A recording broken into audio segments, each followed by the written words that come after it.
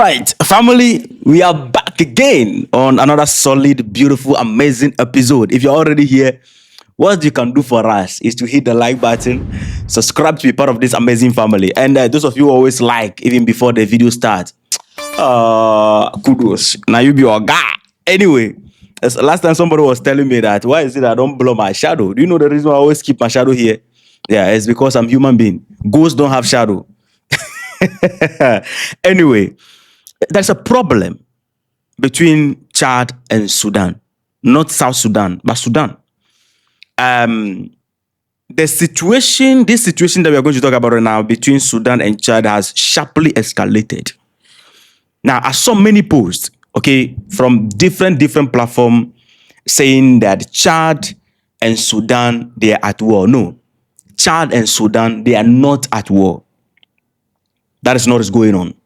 But this problem can lead to direct confrontation because certain things begin to happen. The media, those media houses, they are also trying to bridge the head of Chad and Sudan together. They were trying to escalate the conflict into the Chadian territory and involve Chad because the goal is the whole West Belt need to be, the idea is to plunge them into chaos. So the media is playing a whole lot of role in this. So they are accusing the Chadian government of something terrible. And so we are going to have the conversation. The commander of the Chadian Armed Forces spoke. I'll play that video. I translated it and you listen to some of the things he said. Now, what is happening now is that as of August, as I'm doing this video now, Chad is accusing the Sudan Armed Forces, the SAF, and their allied forces of carrying out airstrike, drone strike on the Chadian territory, right? This is not the first time. From the beginning of the year, this has been happening.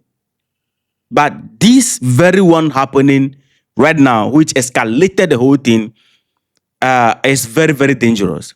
According to the Chadian military, the Sudanese aircraft, drone, chase a particular convoy. The convoy moved from the Sudan territory, was on speed because the army chased the convoy, was on speed, and the convoy crossed into the Chadian territory all the way about 100 kilometers before the rain biscuit on the convoy. This happened in the NED East region. That's it on your map.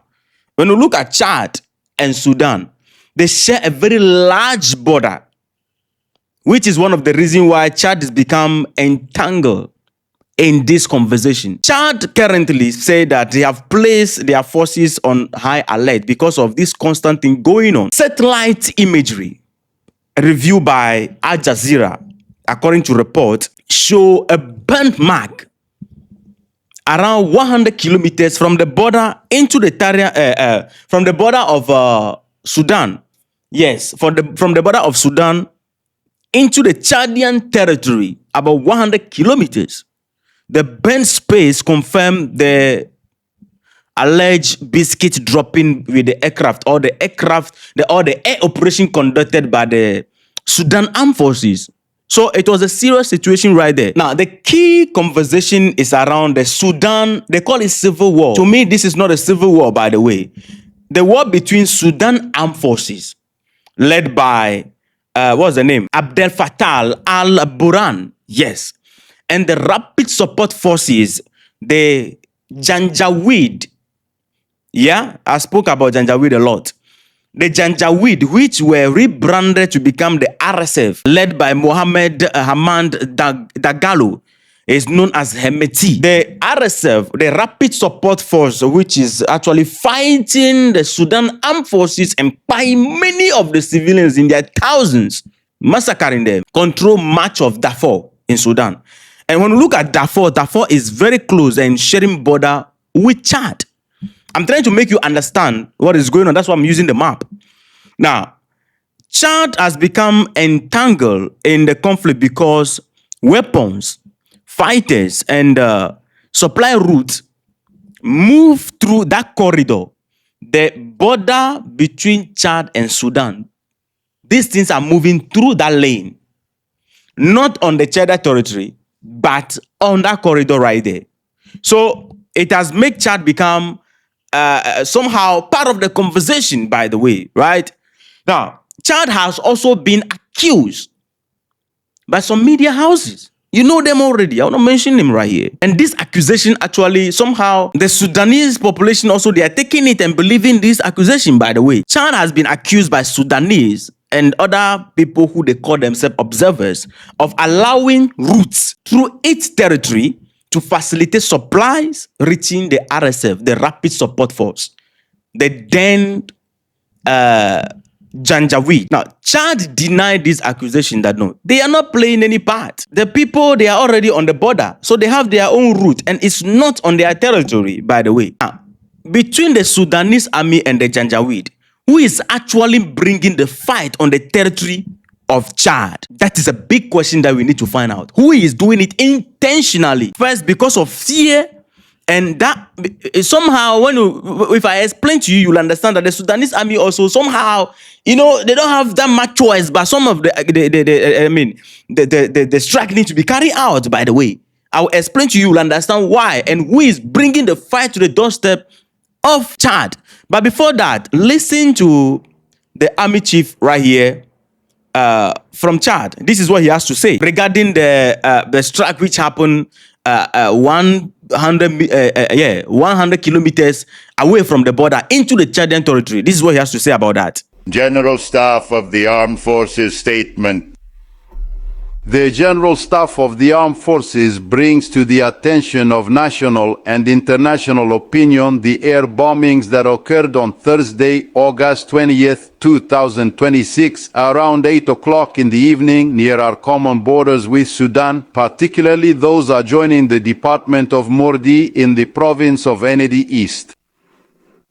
Following observations made throughout the day on Friday, August 21st, 2026, by aerial and physical means, it was established that the warring parties in Sudan have once again encroached on our national territory.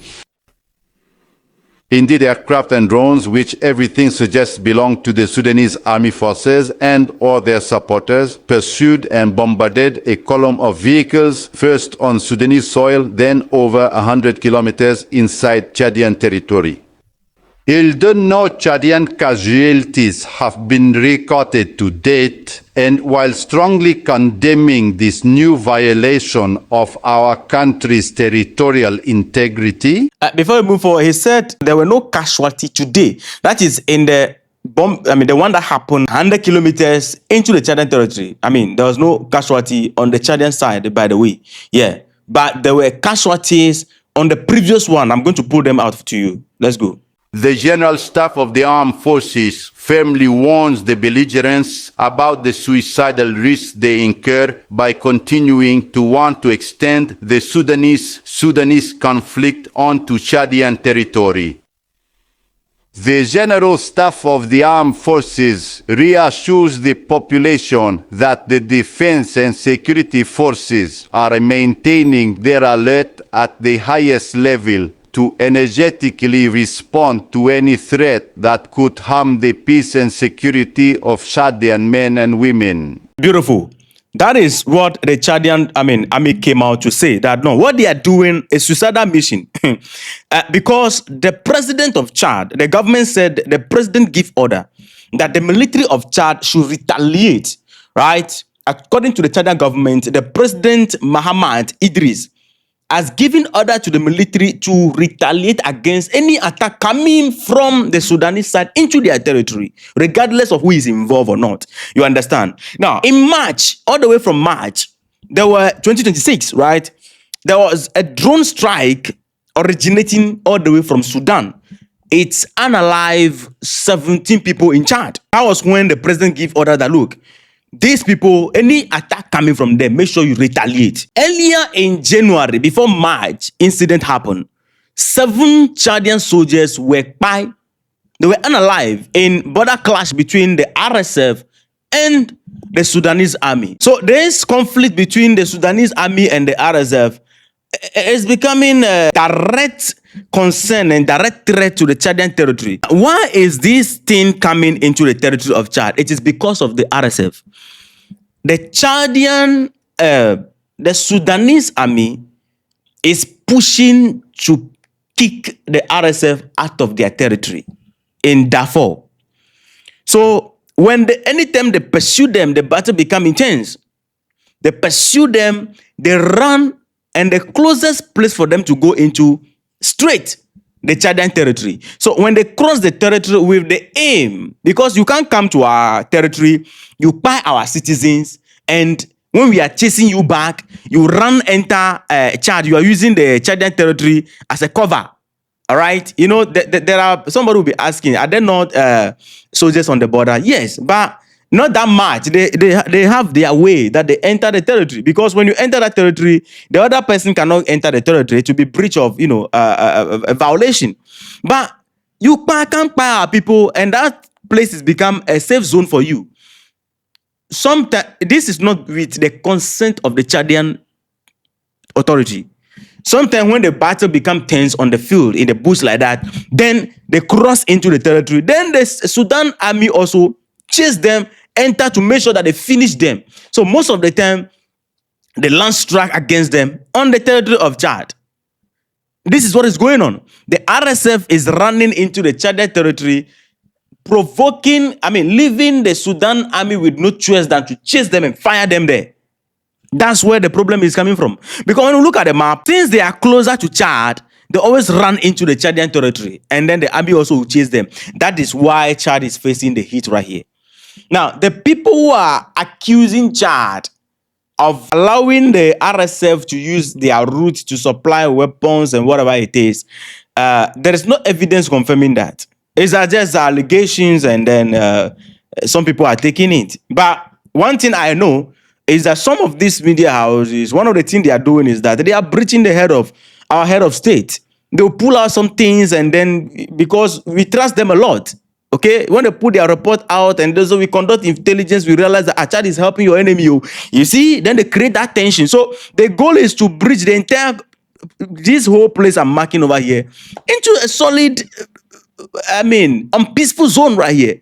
Okay, so we Africans, we need to be careful. This is what is going on between Chad and Sudan. It has not escalated into direct banter, but we are hoping that it should not, because Chad is controlling the situation so that it doesn't become banter. But, you know, the constant attack on your territory is not something that you can just keep it going without retaliating. So this is what is going on between Chad and Sudan. Let me know your thoughts in the comment section. Don't forget to like, subscribe, put us on notification. All right, see you in the next episode. Respect.